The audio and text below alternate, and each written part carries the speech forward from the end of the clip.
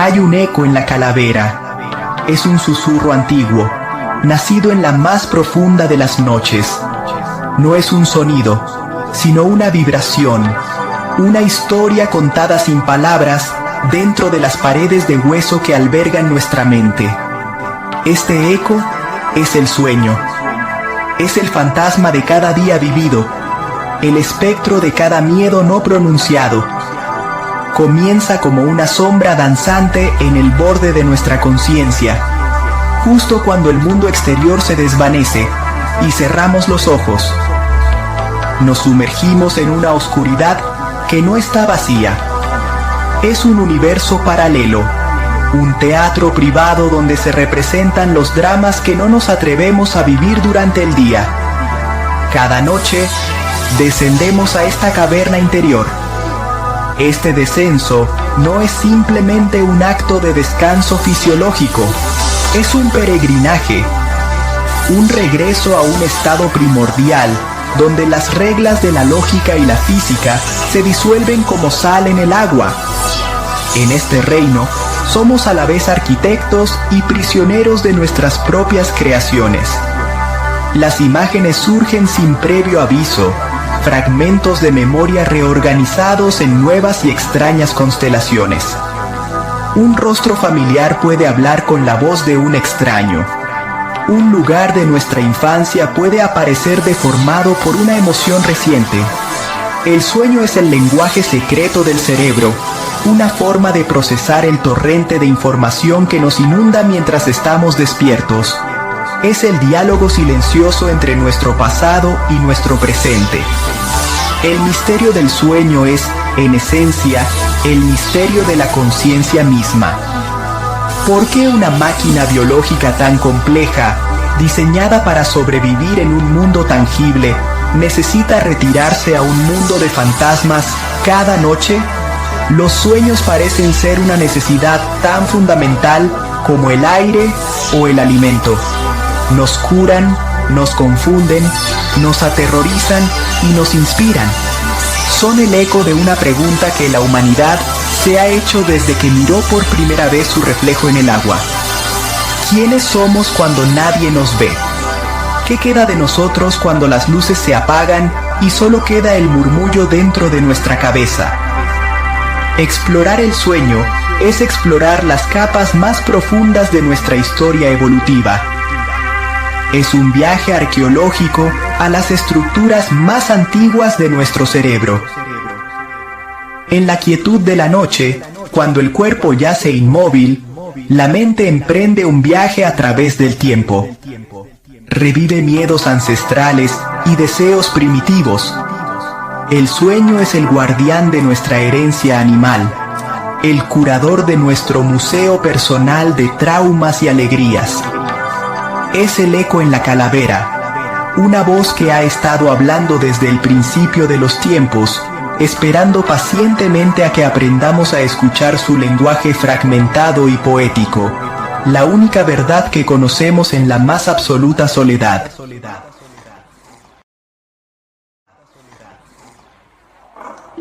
Nuestra mente no es una estructura única y homogénea. Es un teatro con 3 escenarios superpuestos, construidos en diferentes épocas geológicas. El más antiguo, el más profundo, es el cerebro reptiliano. Es la base de todo, la maquinaria de la supervivencia. Este cerebro no piensa, reacciona. Es el guardián del instinto puro, la lucha, la huida, el hambre, la reproducción. Funciona con la simplicidad brutal de un interruptor de encendido y apagado. Cuando dormimos, esta parte de nosotros sigue vigilante, manteniendo el corazón latiendo y los pulmones respirando. Es el centinela silencioso que nunca descansa, la base rítmica sobre la cual se construyen las melodías más complejas del sueño y la vigilia. Sobre esta base reptiliana se construyó el siguiente acto, el cerebro límbico o mamífero. Aquí es donde nacieron las emociones. El miedo se volvió más que un simple instinto de huida. Adquirió textura, memoria.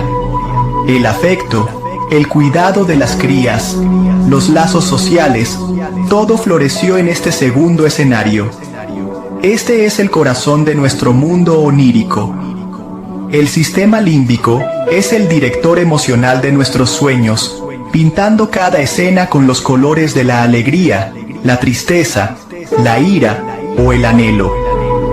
Es la razón por la que un sueño puede sentirse tan devastadoramente real, por la que podemos despertar con el corazón acelerado o con lágrimas en los ojos, respondiendo a un drama que solo existió en nuestra mente.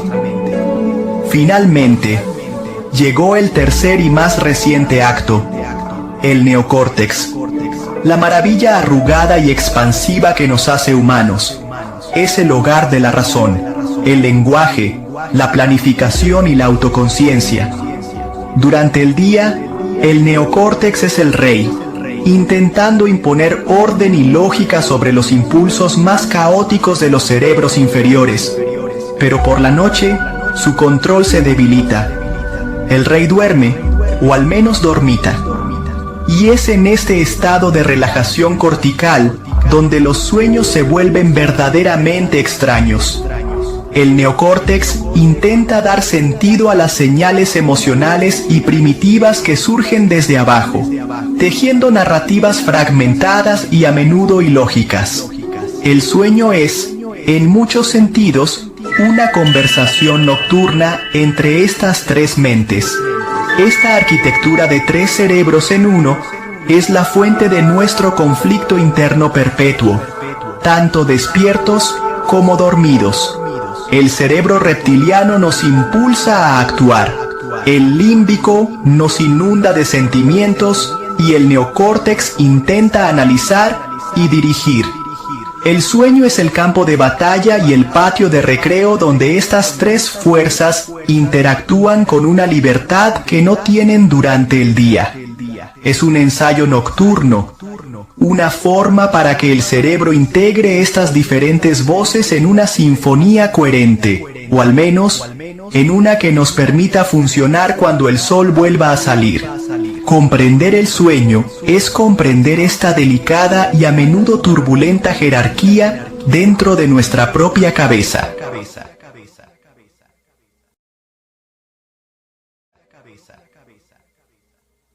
Imaginemos una noche de hace 100.000 años. La oscuridad no es solo la ausencia de luz, es una presencia tangible, llena de sonidos desconocidos y peligros acechantes. Un pequeño grupo de humanos primitivos se reúne alrededor de una fogata. El fuego es un milagro. Es calor, es protección, es una barrera contra las bestias que merodean en la noche. Pero es algo más. Es un punto focal, un sol en miniatura que mantiene a raya la inmensidad del universo. Las llamas danzan, proyectando sombras alargadas y caprichosas sobre las paredes de la cueva. En esas sombras, nuestros ancestros vieron las primeras imágenes, los primeros fantasmas, los precursores de los sueños. Alrededor de ese fuego, con el estómago lleno y el peligro a raya, la mente tuvo por primera vez el lujo de divagar. Las miradas se alzaron hacia el cielo.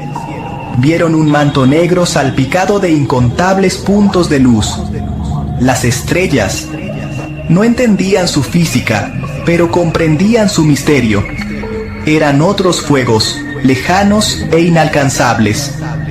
Comenzaron a conectar esos puntos, a trazar líneas imaginarias, a ver figuras de animales y héroes. Crearon las primeras constelaciones, las primeras historias proyectadas sobre el lienzo del cosmos. Este acto de encontrar patrones en el caos, de dar sentido a lo desconocido, es el mismo proceso fundamental que ocurre en nuestros sueños. El fuego y las estrellas ofrecieron los dos ingredientes esenciales para el nacimiento del sueño consciente: seguridad y asombro. La seguridad del fuego permitió que el cerebro reptiliano se relajara lo suficiente para que las otras partes de la mente pudieran explorar. El asombro ante las estrellas estimuló la imaginación, la capacidad de ver más allá de lo inmediato y tangible. En el parpadeo de las llamas, las experiencias del día, la caza, la recolección, el miedo a un depredador, se repetían como ecos visuales. Las historias comenzaron a contarse, primero con gestos, luego con gruñidos y finalmente con las primeras palabras. El sueño se convirtió en el teatro donde estas historias se ensayaban y se transformaban. De este modo, el sueño se entrelazó con la cultura. Las historias contadas alrededor del fuego durante la vigilia se mezclaban con las historias que la mente contaba en la soledad del sueño. Los chamanes y los ancianos interpretaban los sueños como mensajes de los espíritus, de los antepasados o de los dioses. Los sueños no eran solo un subproducto aleatorio de la mente, eran un puente hacia otro mundo, una fuente de sabiduría y profecía. La fogata exterior y la fogata interior del sueño se convirtieron en espejos una de la otra, dos espacios sagrados donde la comunidad procesaba su existencia, sus miedos y sus esperanzas. El sueño nació del fuego, bajo las estrellas. En algún momento de nuestra evolución ocurrió un evento cataclísmico. No fue un asteroide ni una edad de hielo, sino algo interno. Fue el nacimiento de la autoconciencia, el momento en que un ser humano se miró a sí mismo y por primera vez se reconoció como un yo separado del mundo. Este despertar fue también una herida profunda. Con la conciencia del yo vino la conciencia inevitable de su finitud, la muerte. De repente, no éramos solo criaturas que vivían y morían, éramos criaturas que sabían que iban a morir.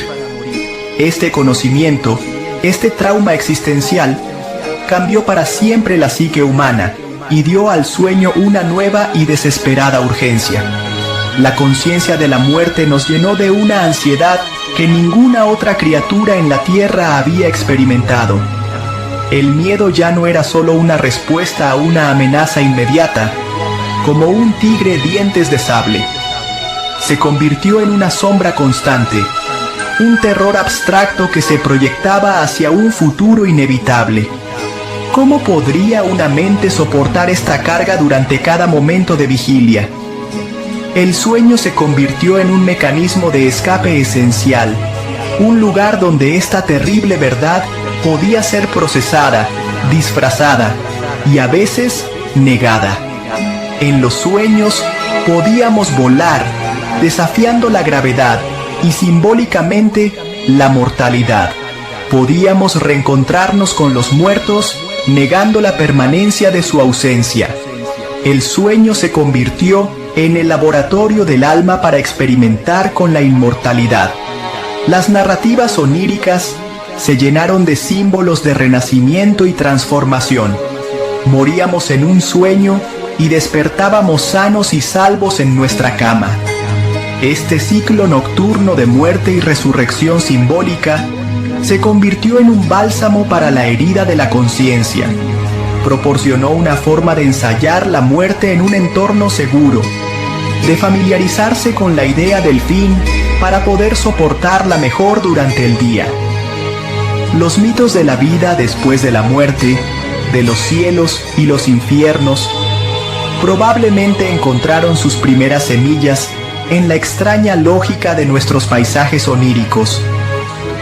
Este trauma de la conciencia también nos separó del resto de la naturaleza.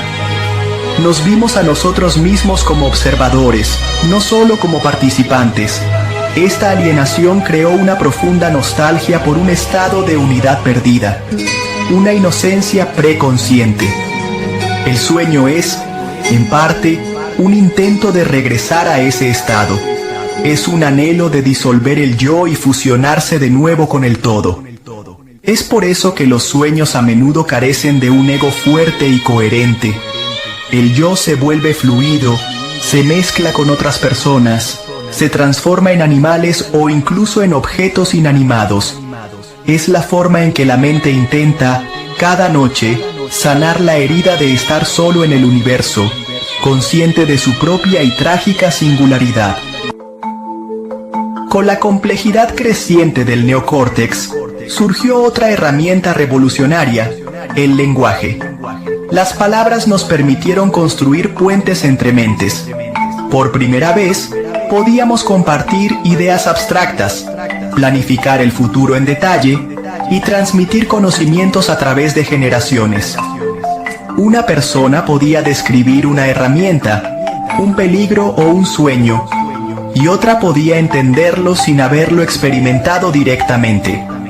El lenguaje nos permitió construir una realidad compartida, una cultura, una civilización.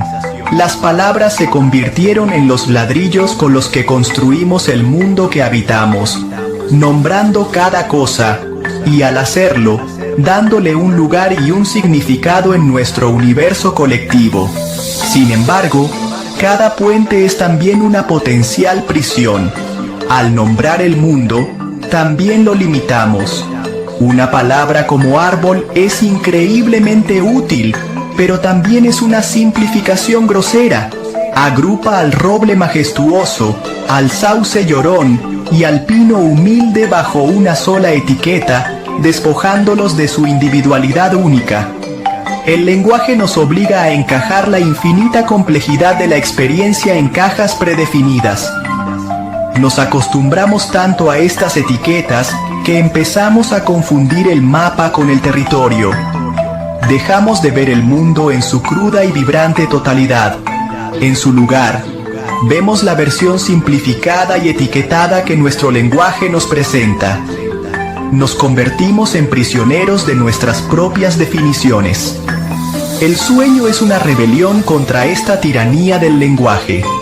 Es un regreso a un estado preverbal, donde la comunicación ocurre a través de imágenes puras, emociones crudas y símbolos multifacéticos. En un sueño, un árbol puede ser un símbolo de crecimiento, un recuerdo de la infancia, un miedo a estar atrapado o, bueno, todo eso a la vez.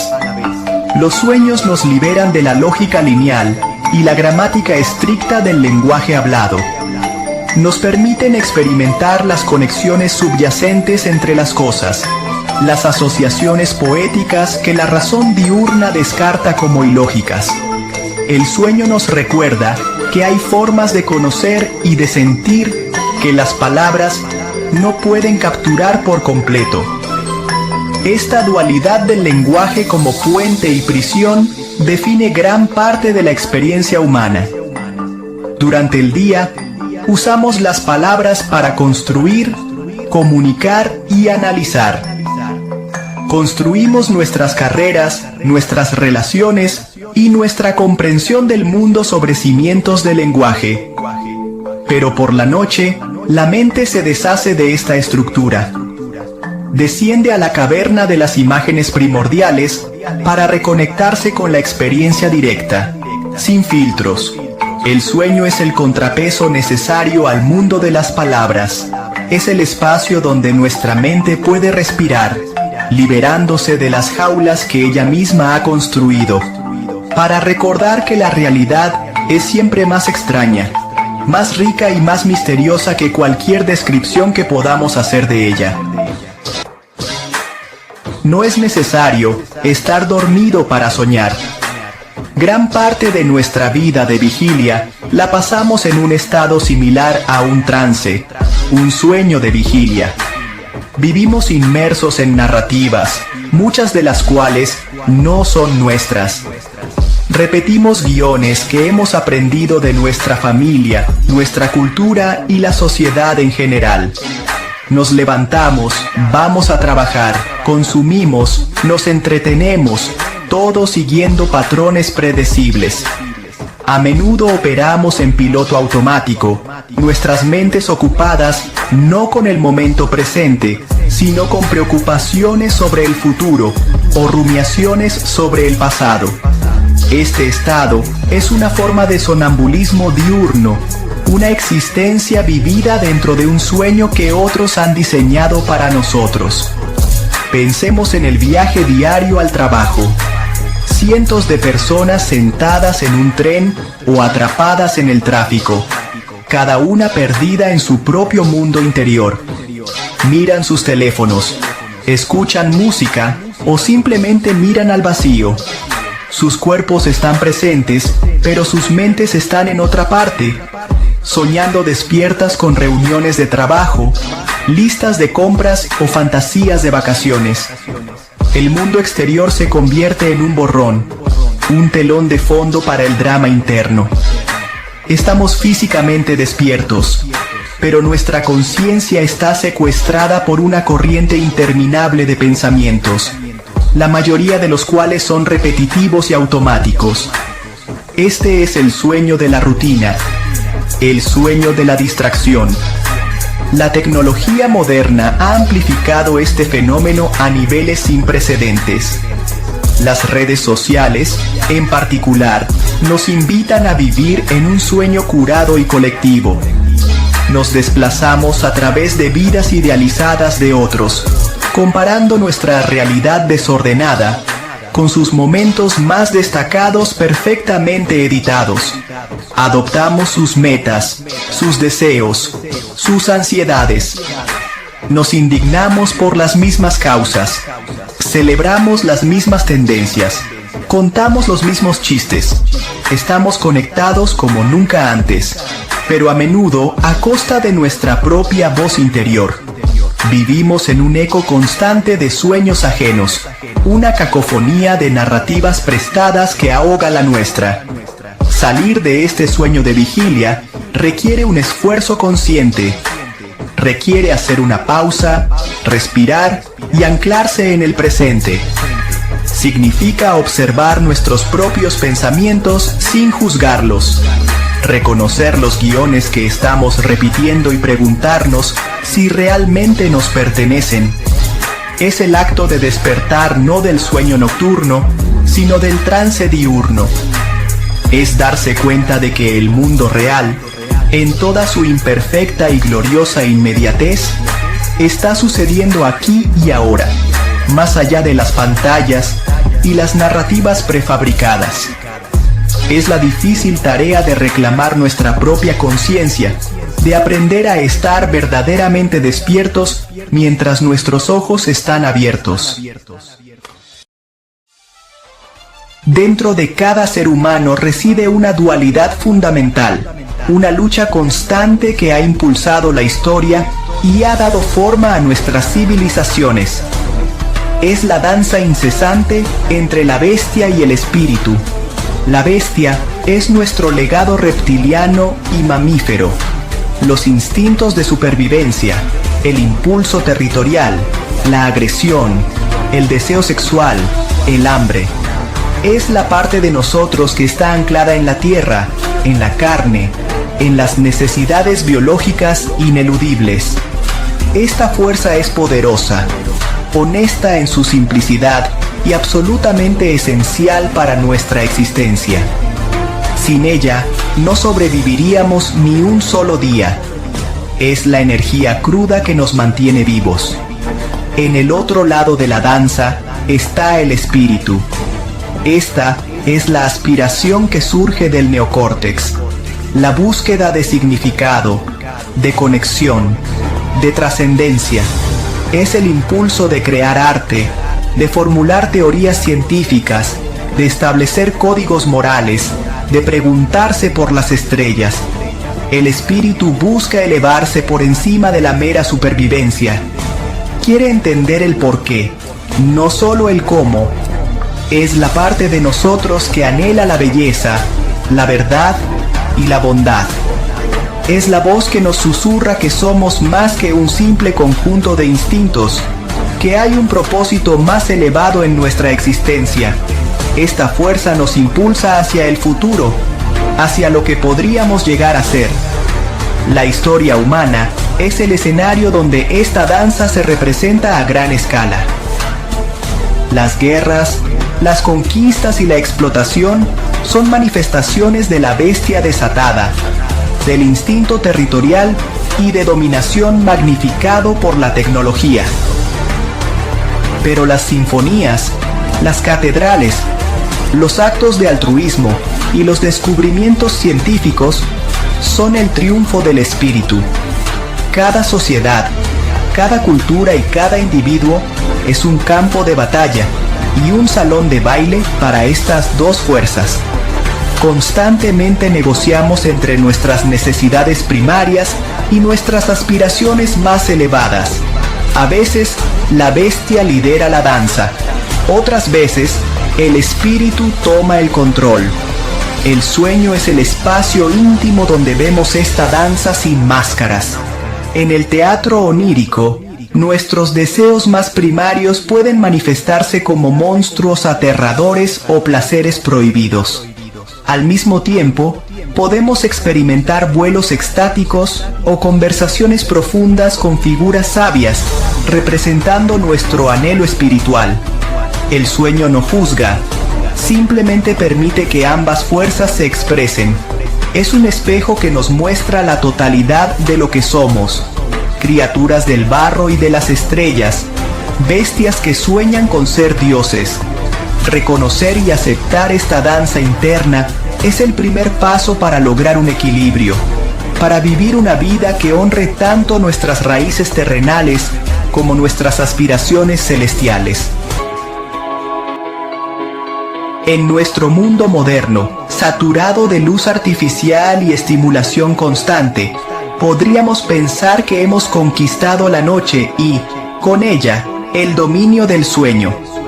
Las ciudades nunca duermen, las pantallas brillan hasta altas horas, y la productividad es un dios que exige nuestra atención las 24 horas del día. Hemos intentado marginar el sueño, reducirlo a un inconveniente biológico que debe ser minimizado.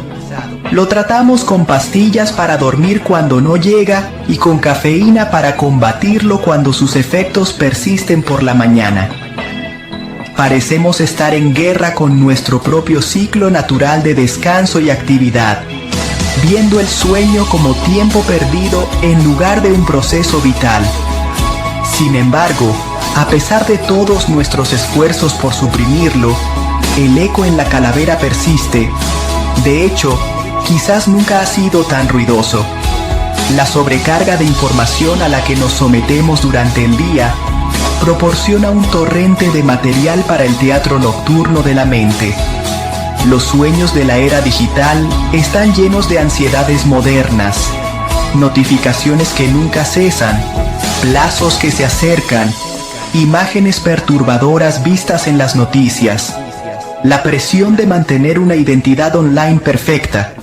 Nuestros sueños se han convertido en un reflejo de nuestro paisaje digital, a menudo fragmentados, caóticos y sobreestimulantes, como desplazarse sin fin por un feed de redes sociales. La tecnología no solo da forma al contenido de nuestros sueños, también invade el santuario del sueño mismo. La luz azul de nuestros teléfonos y tabletas engaña a nuestro cerebro reptiliano, haciéndole creer que todavía es de día y suprimiendo la producción de melatonina, la hormona que nos indica que es hora de dormir. Nos llevamos el trabajo, los conflictos sociales y las noticias del mundo a la cama con nosotros, profanando el único espacio que debería estar reservado para el descanso y la desconexión. Esta invasión constante nos deja en un estado de perpetua semivigilia, nunca completamente despiertos y nunca verdaderamente dormidos, atrapados en un limbo de fatiga crónica. Aún así, la necesidad de soñar es inquebrantable. Es una fuerza evolutiva demasiado poderosa para ser negada.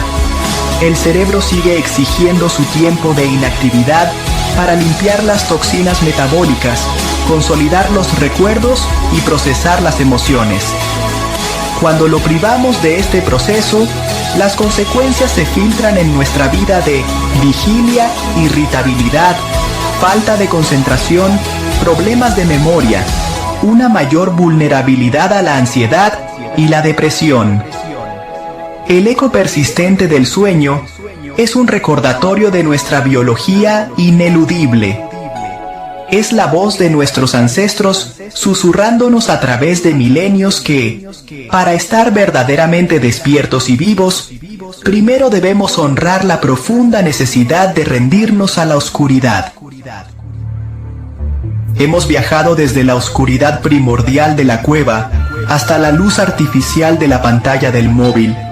Hemos visto cómo el sueño evolucionó como un diálogo entre las diferentes capas de nuestro cerebro, cómo se convirtió en un refugio contra el trauma de la conciencia y cómo se rebeló contra la prisión del lenguaje. Hemos reconocido que pasamos gran parte de nuestros días en un sueño de vigilia, inmersos en narrativas prestadas y rutinas automáticas. Entendemos la danza incesante entre nuestros instintos animales y nuestras aspiraciones espirituales. Somos la única especie que tiene la capacidad de estudiar su propia conciencia, de analizar sus propios sueños y de cuestionar su propia realidad. Poseemos el neocórtex, esa herramienta milagrosa de la reflexión y la autoconciencia. Podemos observar nuestros propios patrones de pensamiento. Podemos reconocer cuándo estamos actuando por un impulso reptiliano o por una emoción límbica. Podemos identificar los guiones culturales que repetimos sin pensar. Tenemos acceso a milenios de sabiduría, filosofía y práctica contemplativa que nos ofrecen mapas para despertar. Sabemos, en teoría, que es posible salir del trance, vivir con mayor presencia, intención y libertad. La capacidad de despertar, tanto del sueño nocturno como del sueño de vigilia, parece estar a nuestro alcance.